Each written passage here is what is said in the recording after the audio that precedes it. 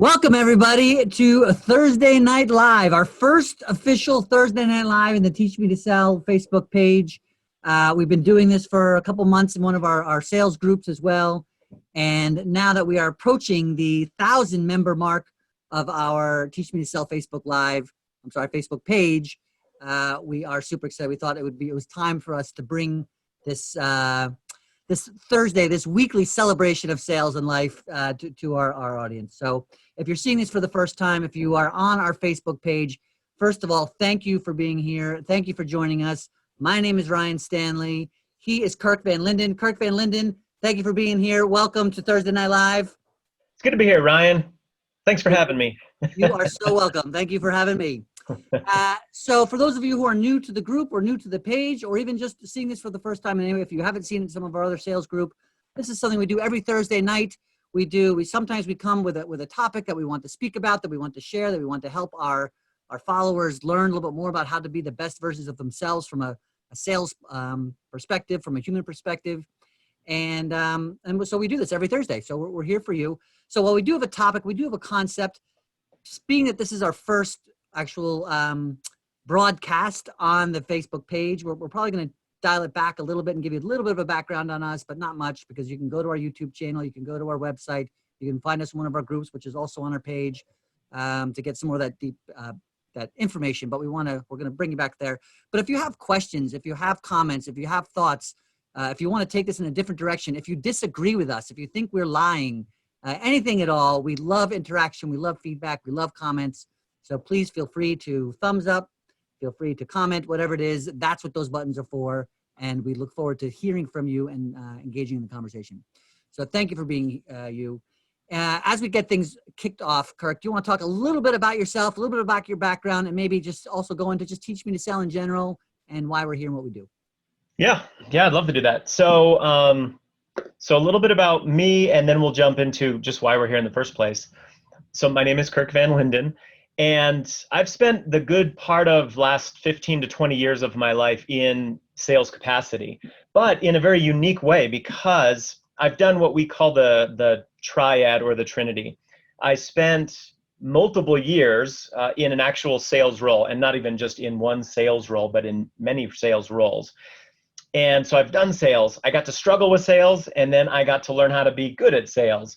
And in doing that, I received a lot of actual formalized training in what we call kind of the right way of selling, which we'll get into later, but in a way of sales that is actually not the slimy kind that a lot of people think of, but in a type of sales that is going really deep on helping another person, very specific to what they need most in this moment.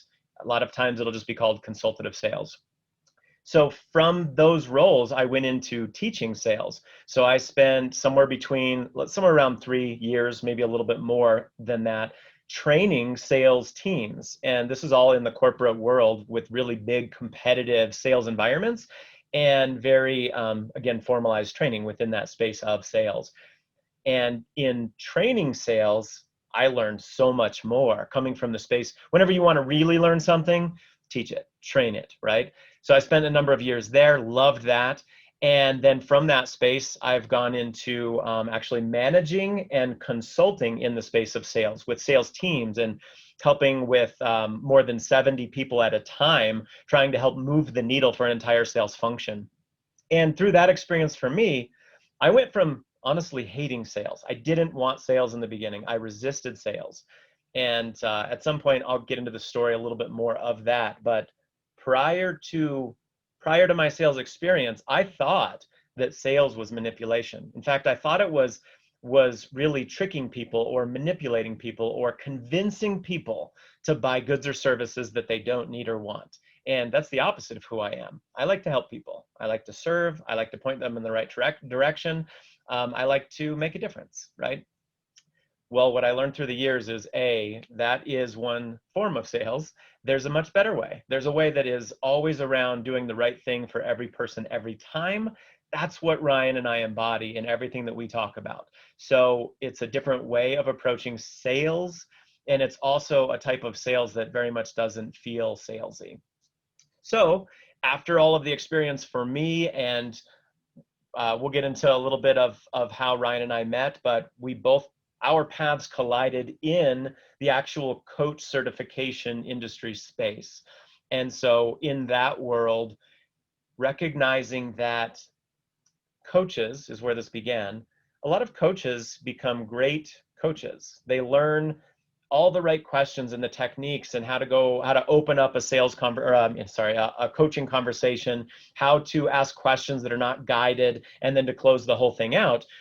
And they're amazing people. They put all their heart into it. They put a lot of money into this.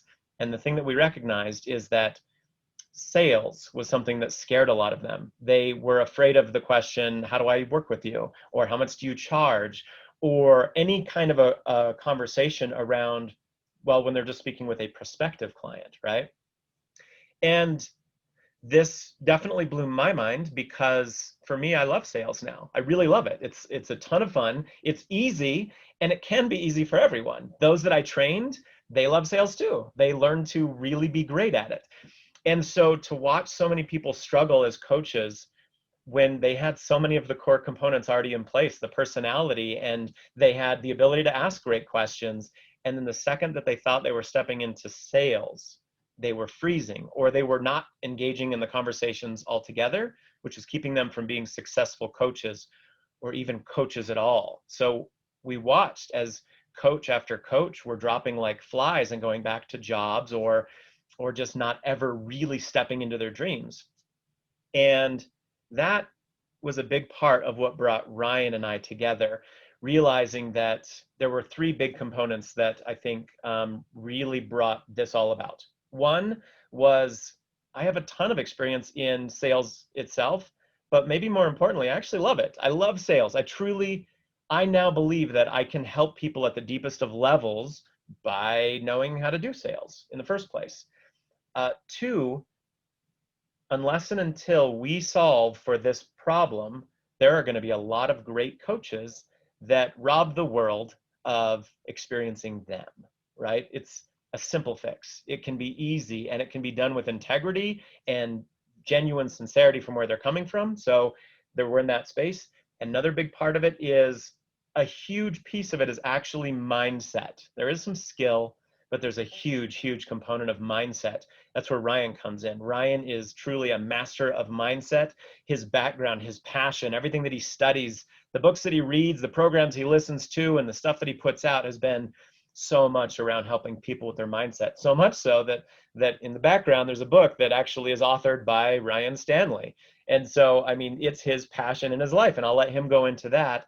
But that's ultimately what brought us together, is to solve a problem, which is sales, learning how to do sales, learning how to be able to do your business, but also to do it in a way that people don't have to change. They don't have to become slimy, and essentially just helping support them in business and succeeding. So Ryan, I just realized I was going to go down a whole other path on that, but I want to give you a chance to be able to talk Sure. a little bit about you and your background as well in that space. Yeah, man. And by the way, I think you really hit the nail on the head. What I loved most about you said, being from mindset space wasn't about my awesomeness, which was nice, by the way, but also a little bit about your awesomeness, man. Right. A little bit, specifically though, about helping those who know they want to change the world, who know they want to have a global impact, who know they're here to serve. And for every reason, they're exactly who they should be for every single second of life they've lived up until that moment. Typically, people get into some sort of service, whether it be coaching, whether it be consulting, whether it be, like you said, fitness training, even direct sales. People who, listen, I want to sell essential oils because I had such a positive experience. It changed my life and I'm healthier and I'm a better person for it. I want others to do that. And then when I try to share this opportunity with someone, they ask me how much it costs, all of a sudden I freak out. And so whether it be a service or sales, people know it really comes down to just fear of caring what other people think. Right. And so we know that is mindset. We know there's a process. We know there's very specific sales skills and tools that you've trained people to sell hundreds of millions of dollars because of your knowledge in this sales area and techniques and processes. I had over a decade in sales myself as a lifelong entrepreneur. I understand the concept of creating the win-win, right? Now you add to that, to your point, my decades of personal development. I've been a certified professional coach since 2009. So when we got together, we're like, listen, there's people like us that want to serve, that want to create make the world a better place. And for whatever reason, rightfully so, they're unable to do it because of fear.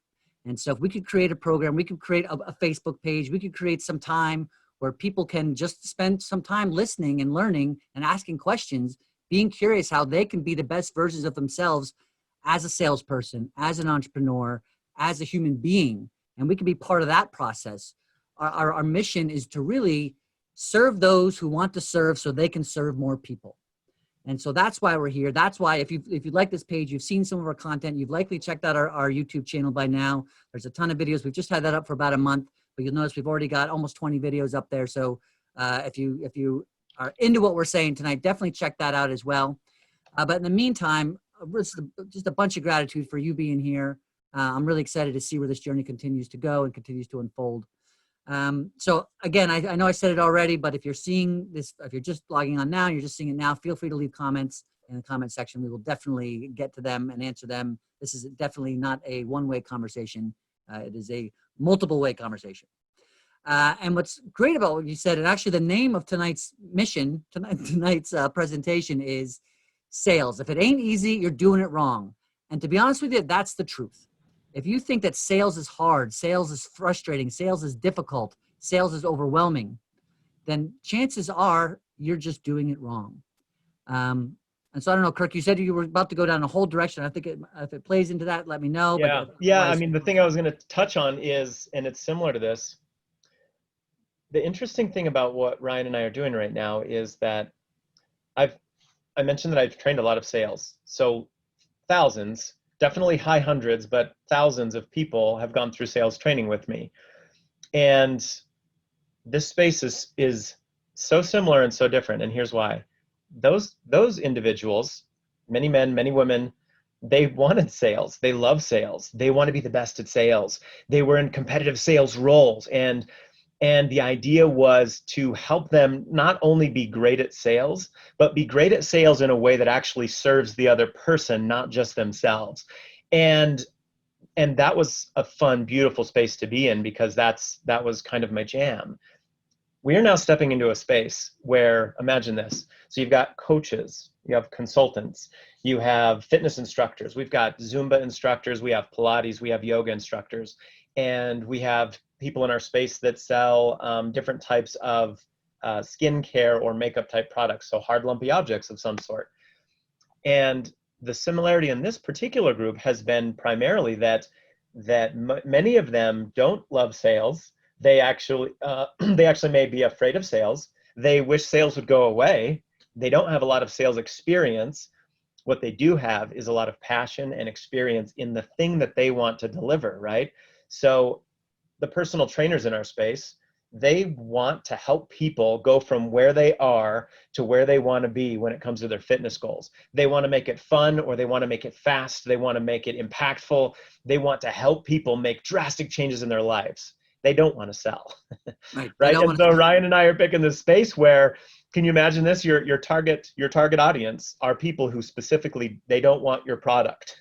Right. And so that's been what we've created. We literally have customized and changed the approach and the mindset in the space, not as drastically as you would think, but in a way that allows that personal trainer to keep being themselves, right? Yeah. But these great, so you are likely in one of these positions, either a solopreneur, entrepreneur, or you might even just be in an actual career of some sort, and finding that you actually do need to sell. You've got to sell yourself, even if you're not in some kind of a sales role and you don't want to do it, potentially, right? And so it's a very interesting challenge that we've taken on here, is to actually move the needle in that space of how many small startup businesses fail. We believe this is one of the huge reasons. People are afraid of selling, and they make selling too hard. And then we realize that if sales feels hard, you're probably doing it wrong. And I can say that from personal experience, because when I first started at sales, it was hard and it was exhausting. And now looking back, I see it's because I was going against the grain of my own personality. I was trying to be someone else in all of those conversations, and that is exhausting. and it also doesn't work very well. So rest assured, there's a better way, and that's what we're here to share. We're going to share as much of that along the way as we can on not only how to be great at it, but how to have fun at it, how to do it in a way that you don't have to change your own personality.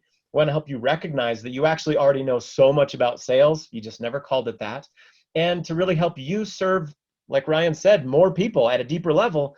And kind of one of our catchphrases that we say a lot is to spend less time selling and more time serving. And we mean that. That's the whole point here. Yeah. And in fact, that really just does sum up kind of everything you're saying, like for the fitness instructor, whatever it is, it's, hey, listen, I don't want to spend 8 hours a day selling a lot of time. I want to spend 8 hours a day, if not more, serving, or maybe less. But in any case, if I could really help the people that I want to help, give them what someone gave to me at some point in my life that made my life better. Right? I think that's why a lot of our audience is people who want to be the person for someone else who they wish they had in their life when they were younger. Younger can be last week, can be last month, can be 10 years ago, but they're showing up on purpose to help others be the best version of themselves. And we want to help you do that. So again, thank you for being here. Cool. So how do we get this conversation started tonight, Kirk? When we say, I mean, obviously we did a great intro. People know who we are now. They know why they're here. What is our first official, we'll call it a lesson for the Teach Me to Sell Facebook page, Thursday Night Live? Yeah, we were just on a podcast the other day that I thought there was a particular analogy that we used that I think could be really valuable for this particular group, just right out of the gate. So I'd love to share that to give you the idea as to why you actually already know sales. In fact, I just recently did a YouTube video that's called You're Already a Sales Expert, or You Are a Sales Expert.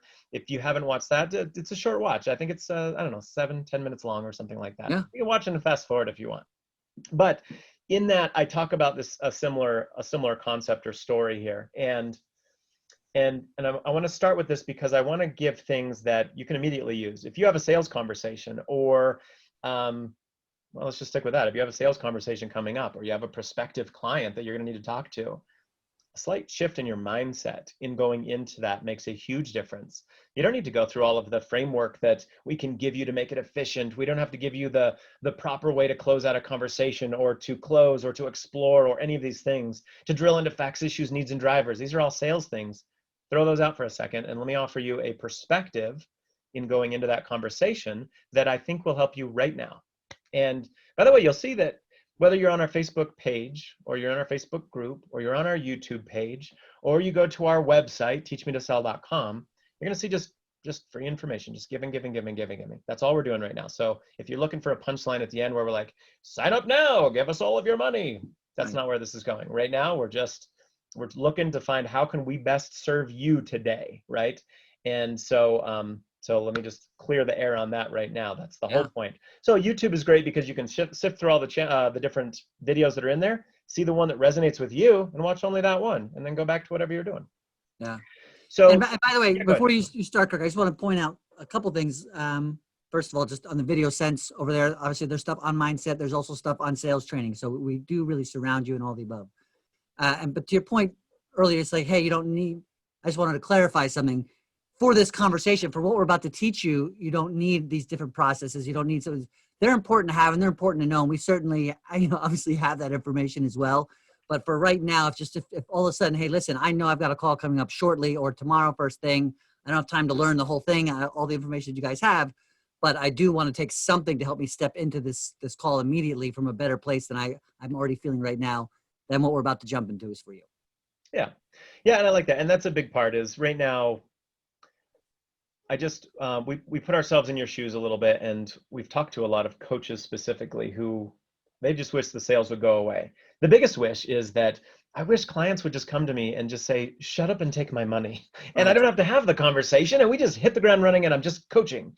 And it's the same with personal trainers. I wish they would just walk in the room and say, look, this is where I am and this is where I want to go. I want you as a personal trainer. I don't care what you charge. We're doing this thing. Right, go. Reality, but it happens, by the way. This happens sometimes.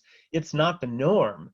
Yeah. But as we get into some of the conversations, you find this easier and easier. And in my experience, what ends up happening is once you start getting some momentum and the mindset is there and you start actually enjoying the conversation. In fact, you start realizing that in a sales conversation, in a different, slightly different perspective. You actually help the person right now. It doesn't have to be that they give you a bunch of money. In this conversation, this one-on-one moment where you have that other person in front of you, you can help point them in a better direction. You can change the trajectory of their future, which means that you help and serve them right now. Even if in this conversation they don't yet choose you, you'll start to love those conversations. And what I have found is that as you do get the momentum, you start getting some results. You too will love sales like we do, and you'll be passionate about it. And then in that case, then there is maybe a deeper dive that we can take with you, or if you want one-on-one help or some of the other things, but that's not the point of this right now. The point right now is to get you over those hurdles and to help you get results immediately, right now, not after a year from now. But if you have a sales conversation that's coming up tomorrow, you watch this video right now, you watch the video, or you watch us, or interact with us. We mentioned the comments, leave comments and we'll answer your questions right now as well. We want you to go into the next call, jumping in and being like, wow, that stuff works. Yeah. But here's the catch. The information is great and it's fun, but it all comes down to what you do with it. It's experiential learning, truly. Take the stuff, put it in action, and prove us wrong, right? So try it on and realize, wow, that was a lot more fun. Or, hey, that was a train wreck. Why did that not work? And then come back to us, and then we have a real dialogue going. So that's a really good point, Ryan. Yeah, cool. So here's the gist. Here's how you are already a sales expert. It's going to spoil a little bit of the video, but it's worth it. Let me do two sides of sales real quick. One of the things that I see just too much of is that the misperceptions or misconceptions of sales. A lot of people still believe that they have to turn into a closer, that don't take no for an answer. I got to get 7 no's before I give up. I have to be, relentlessly bullying them in the pursuit. And they have to be someone else and all of that. That isn't it.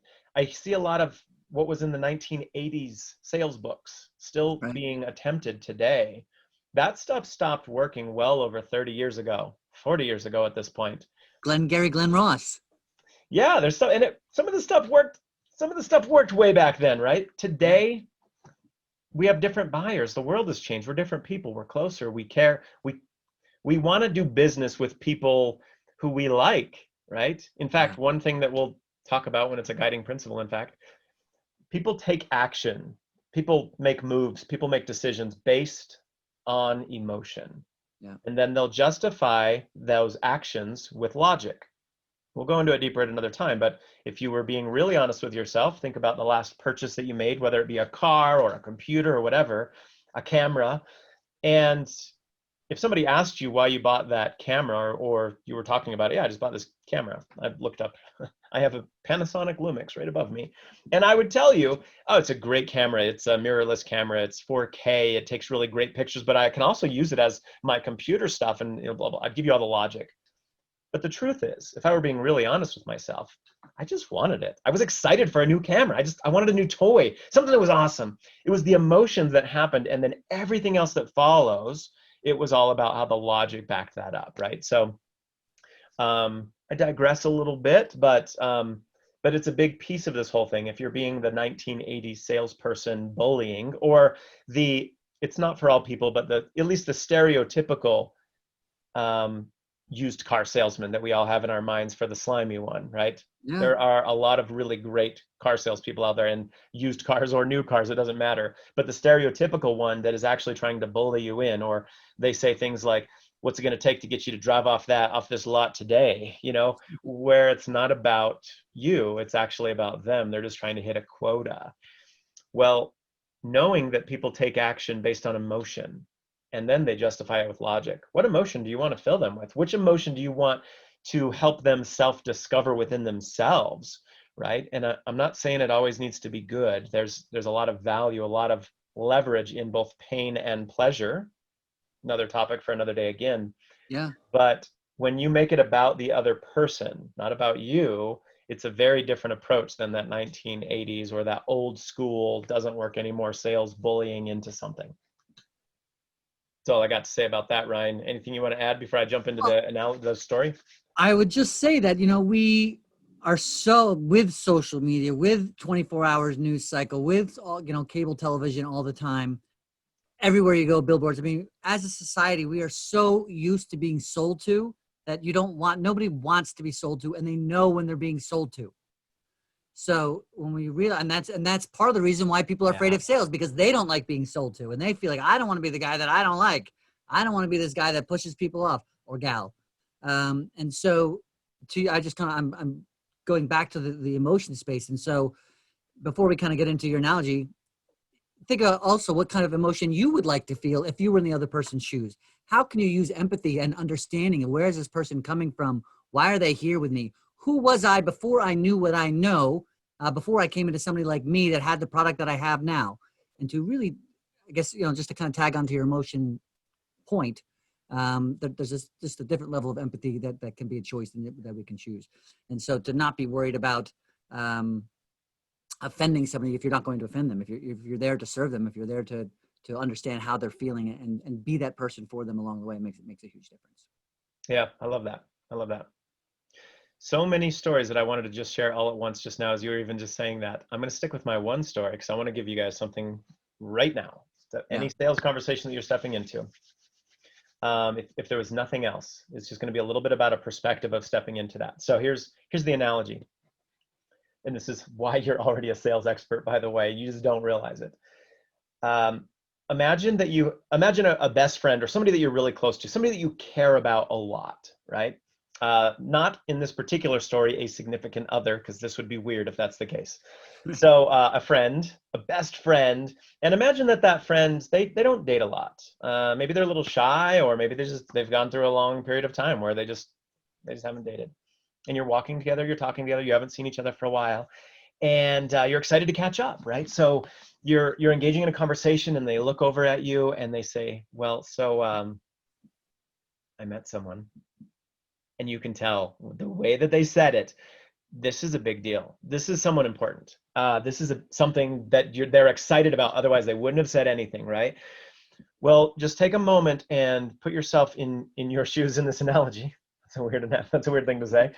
Put yourself in your own shoes for a second. Put yourself in your own shoes. Take off the slippers, whatever you happen to be wearing at this time. And put yourself in your shoes. In this moment, nothing else in the world exists but your friend. Nothing else matters but your friend. And you just got excited for them. You felt that flare of excitement, and you're just like, all of a sudden, sincerely curious about so many things. And you're about to ask some questions, right? That's what's about to happen next. What you're not going to do is go on just your own agenda. You are all about them. They're the most important thing in this world right now, right? That's your first lesson. The other person is the most important person in the world in this moment. Sincere curiosity, and get excited because you're about to learn something about them, something you didn't know, and they're going to share it. Only they can share this information. There's your first step. All right, so now here we go. What happens next? Well, you don't have a process. You don't have a script. You don't have some framework for what to ask, and that doesn't matter because you're coming from a sincere place. You just start asking from your heart, right? Oh my gosh, tell me about this other person. Where did you guys meet? Tell me, are they funny? Are they humorous? Like, how did you get together? How long? What's the time frame? How long have you guys been? All that stuff, right? The questions just come up organically. You don't have to have a silver tongue. You don't need to say things perfectly because your intention is in the right place, right? You're coming from your heart. They know that you care and that you're excited and that you sincerely want to know, right? So engage in this whole conversation, play it all out. And by the end, you know everything about it, and you're just caught up, and you feel this sense of, I'm caught up. I get this. Like, I can see why you like each other. I already like this other person myself. I'm excited to meet them too, which then brings up then the end phase where in sales, you might call it, what are you going to present? What's your offer? I've got to deliver something. People get nervous, but you wouldn't be nervous in that phrase, in that moment. The feelings that you would now have at the end of the conversation are around, oh my gosh, how can I help them? How can I support them? How can I get more involved? How can I get closer? I want to meet this person. That same analogy, by the way, could have been something terrible that was happening where it's just like, yeah, I had a really hard time. I had some rough news recently. You're still going with, oh my gosh, tell me everything. You're sincerely curious. I want to know everything. I'm going to ask questions, but I've got a different energy about it. I'm on your same level. Oh my God, I can't believe that happened. What are you going to do? Right? And the world doesn't exist except for them. It's the same principle. I just go into it with different energy, right? And it's natural. Nobody told me to do it that way. Same with you. So now the end, you're going to present something. Well, it depends on what they told you. Maybe the thing that I'm offering or presenting is, I want to meet this person. Are you to the point where you feel comfortable with us meeting? Can we have like a double date? Can I be a third wheel? Can we accidentally run into each other in the park? What works best for you, right? Or if it was something that they needed help with in some way, you're looking for, how can I best serve you? How can I support you in this? How can I encourage you? How can I be your cheerleader? How can I keep you accountable, right? And I'm just looking for how I can serve you.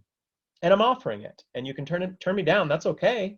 Even in the case where it's just like, when can I meet them? And they're like, it's really early on. I'm not ready for that yet, but you will definitely get to meet them. Okay, well, when you're ready, I better be getting a call from you, right? You're coming from a place of sincere, like, you know that I can help, that you should involve me in some way. Well, if you're a personal trainer and you're great at what you do, it's the same feeling. It's that same idea. It's offering a favor rather than trying to convince of a close in a deal, right? I just, now that I understand what you want and where you want to be and all these things, and now I understand why it's so important to you. And I understand the pain that you've gone through up to this point. And I'm so glad you shared everything with me, because I can help. And now it makes sense why we're having this conversation. When are you ready? At what point are you ready to make a shift? Because when that time comes, I'm going to be there. I'm there for you to support you. I'm going to be out there to encourage you. I'm going to pick you up back off the floor when you go down, and we are going to get you where you want to go, right? And so it's all of these principles, this theme, it's the same, right? Sincere curiosity, be excited, all in. The world doesn't exist other than them.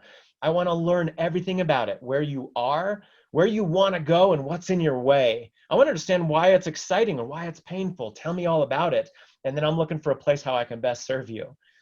You've already been through all this. You are already a sales expert. So there are techniques and tips to help you do that efficiently, to help you go from beginning to end, to handle an objection and all of the additional stuff. How to exercise your mind so that you don't get to be thrown off when things don't go your way. But I wanted to point out in that analogy that is, in the basic essence, a consultative sales approach. It's a type of sales that cares about the other person so deeply that when you offer what it is that you do, you're coming from a space of, I can help you. I can serve you. Are you open to having me help you? Not how can I pull one over on you? Yeah, how can I pull it over on you? And when you come from that heart space, what's also interesting is, one, sales is a lot more fun. Two, your probability of success goes through the roof. You have the highest probability of success in coming from this space. And three, you end up helping more people because they can truly feel that you can help them, that you actually care about them, and that they can trust you. If you get those three, the trust, the care, and the help nailed down, that's when people move forward with you. So it actually just works better than trying to trick people into sales in the first place. Yeah. And that's what we're here to do, is to help you engage in those conversations intentionally with that. But if you have a conversation that's coming up right now, tomorrow, or the next day, remember that analogy, put yourself in those shoes and engage in that conversation from that space. And then we would love to hear from you on how that experience went. And let us know how it went for you as well, not just did you close the sale, because there's a lot more to it than just, are you closing all of your sales? That's not the most important point. Are you enjoying it? Are you helping people? Are you having a good time? So. And let us know, how was your energy going in? How is your energy coming out? The other thing that there was two things, and I forgot one of them, Kirk. That was awesome, by the way. Two things. I'm hoping by saying that twice now, I remember the second one. But the first one was also just people's awareness. People's fears are the rejection. The fears are, like, again, not being liked in some capacity. Fears are that someone's going to think that I'm trying to get something from them when I'm not. Like that's why people are afraid of sales. And so using that analogy, if the person said, I'm not right, I'm just not ready. I just kind of started talking. This is where we are. You wouldn't be like, oh my gosh, this person hates me, doesn't want me to meet their friend. Oh my gosh, I've done nothing wrong or whatever. You wouldn't go to this place of fear and worry, like, okay, forget I asked, forget I said anything. never mind, I'll never ask again, right? It's that energy would not show up. We'd be like, all right, I get it. It's yours. That's good. And listen, if I can help in any way, let me know. Like, I would love to. Which brings me to my second thing is also imagine yourself in this scenario as being someone who's been married for 20 years. Perhaps you also have experience. Not only do you have love and compassion for the person and genuine empathy and understanding for their journey, but you've also learned a thing or two after being married for 20 years, or being in multiple relationships to a point where, I'm not saying you come in and tell them exactly what to do, but as a salesperson, we're not only people looking to solve a problem, but we're also looking to educate people. And so if you can educate them along the way, you're doing it again out of compassion, again out of wanting to serve them. And you're not doing it from an ego standpoint as much as you are, I heard you say this, I heard you're new, I know you haven't been in a lot of relationships in the past. You're not necessarily saying all this out loud, but that's where you're coming to this example from. And so you are coming from a place of not only supporting, but also educating. And like, hey, here might be a great way. Here's what to say. Here's what not to say from my experience. And if I could help you with a great first date, I might know some perfect places, right? So you have the experience, you have the education. And a lot of the time it's just about sharing that after you've gotten curious, after you have a clear understanding of where they are, where they came from, why they're actually talking to you about this. If they're looking for guidance at all, maybe they're just kicking the tires, so to speak. So maybe they just kind of want to share and they're just kind of see what your response is. So it's also just important to remember that we're there to serve, and we're also there to educate. And at the end of any conversation, if you just serve and educate, I mean, obviously to Kirk's point, there's a lot more to it and there's other stuff we can teach you, but at the very least, if you're serving and you're educating, you're making a difference in this person's life. And even if they don't buy that day, they're likely going to come back. In this analogy, they might come back, okay, it's been 2 weeks. I thought a lot about what you said, and it does make sense for me to kind of show this person that I have some friends. So I really like what you said. And obviously you know what you're talking about. And I appreciate that you gave me the space to think about it. Now I'd like to actually set up that double date. So let's do that. But I think those are the two things. I might have just popped the second one in there. There might be a third. I'll let you know if it pops up. It was good, man. It was good. And it also brought up, like, that's another subtle but profound shift in engaging in these sales conversations is I think so many people get caught up in, look, I don't like to ask them for anything. I don't want to ask them to help me. I don't want to ask them for a favor. Like, hey, will you pay me money for me to do the thing that I do? And it feels very much like I'm asking something of you if I go that approach. Well, of course it feels dirty. Of course it feels uncomfortable. Remember at the beginning of this, we said if it's hard, then you're not doing it right. If it ain't easy, you're doing it wrong. Yeah. Listen to that feeling. Don't try to push through it. Listen to it and say, you know what? Something about it doesn't feel right. What is it that doesn't feel right? And in doing that, at least for me, in doing that, I realized I don't like asking in real life. I don't really like asking for favors from anyone very often, right? But I very much love offering favors to people or helping people in some way. And what ends up happening is that I love helping my friends and they love helping me, and we come from an awesome space when we do it. But we don't ever feel dirty for asking, right? So in sales, knowing that, all right, I don't like asking for anything and that feels dirty. Well, how can I just offer a favor? Well, now in that same scenario, you didn't ask really anything of anyone. You were offering yourself. I want to get more involved. I want to learn more about it. I'm excited. I want to be a part of this. But in a way, it's coming across not as I'm asking you to do something for me.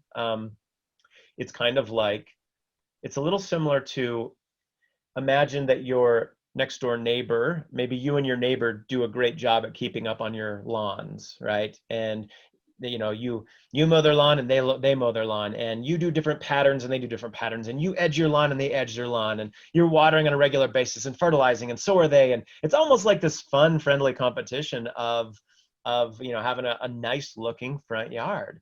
And a few weeks go by and you notice that they haven't done anything. They haven't mowed even. They haven't edged their lawn. They haven't done anything. The lawn is long, and that is not normal. And it turns out that something happened with your neighbor and they hurt their leg or something like that, and they haven't been able to even mow their yard. Well, it'd be the equivalent of just going over there, knocking on the door and being like, hey, I heard you hurt your leg. What happened? Tell me all about that. Man, hey, I knew something was up because I noticed your grass was getting long, and you are a fun competition for me, and you haven't been doing it. I'm just saying, you look a little shaggy over here. It's not a competition, but if it were, I'm winning. Right. But it's as simple as you saying, hey, man, I'm out here doing my lawn and all that kind of stuff. If you'd like, I'd be happy to just, when I've done my lawn, I'm out there anyways with the mower. I'll come do yours too, get you until you get back on your feet. I'm just offering them a favor. Well, in this moment, if they're like, no, I'm good. I don't want any help. I'm good. You'd be like, hey, no problem. Well, tell you what, I'm right next door. If you change your mind, tell me. This is my number, obviously. And if you need anything else, I know you're down for a second. So what else is neighbors for? So if you change your mind, let me know. I'd be happy to do it. And you're not heartbroken in any way. I'm just offering a favor. When you offer a favor, it's really hard to feel rejection, right? And they know you're coming from a good place. Chances are they're actually going to call you and be like, hey, you know what? I'm not going to be on my feet for a while. It would be really cool. Maybe I'll buy you some beer. I'll get you some wine or whatever. But yeah, if you wouldn't mind, like at least every other time mowing my lawn too, that'd be super awesome. Right. And either way, it's good. There's no bad blood when somebody says no. So the guiding principle in that is offer favors rather than asking favors of your prospective client. Deliver what you do in a favor form. Hey, I really appreciate you sharing all of that. I have a really good idea of the struggles you've gone through and what you've already tried up to this point that hasn't worked. And now I understand why it's so important for you. And now that you understand what I do, I know I can help you. Whatever that looks like, I guess I won't go into all the sales language, but I know I can help you. So if you're open to it, I'd love to help you get this solved, right? And it's coming from a favor space. And if they're like, no, I don't really want to fix it, it's going to be weird. And you're going to know what to ask next. You're going to be like, okay, but can we go back to like, now I understand where you are and the struggle and the pain and what you've tried and it didn't work. And now you and I are having a conversation, but now you're saying no. So help me understand why not, right? You're not coming from a place of like feeling rejected. You're just be like, because everything you've said made sense up to this point. Right. So help me understand why. And so come from that space. I guess we'll kind of leave it at that. But this is it's a space of just deeply serving, into a whole nother hour, right? It's a whole nother hour we're about to step into. Yeah. So and we'll get into it. We'll get into it in small bite-sized pieces.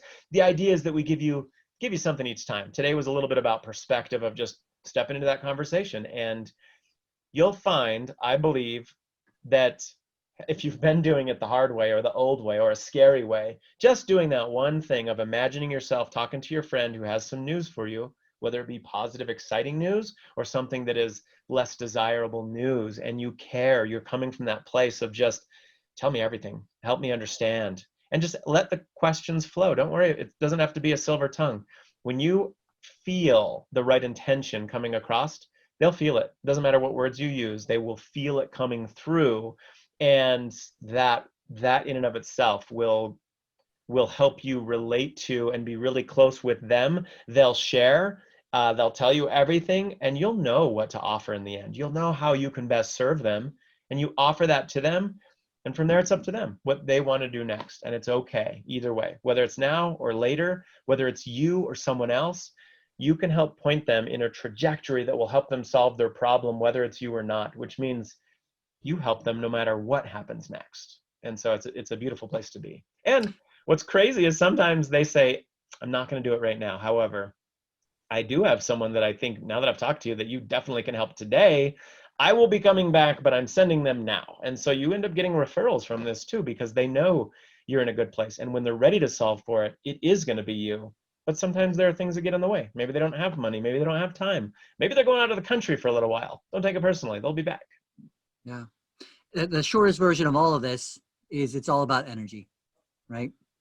Being aware of your energy, being aware how you can empower somebody else's energy, just being present and curious with anybody, right? We talk about, especially a lot of people out here who are watching this are coaches. And so, it is about holding the client's agenda. This is no different. And when we get nervous around something, we're creating a nervous energy around them. Whether they know it or not, they're thinking, well, this gal's nervous, but maybe I should be nervous too. So we want to build up a practice of being purposeful and being joyful and being empathetic and being, here now with your prospect.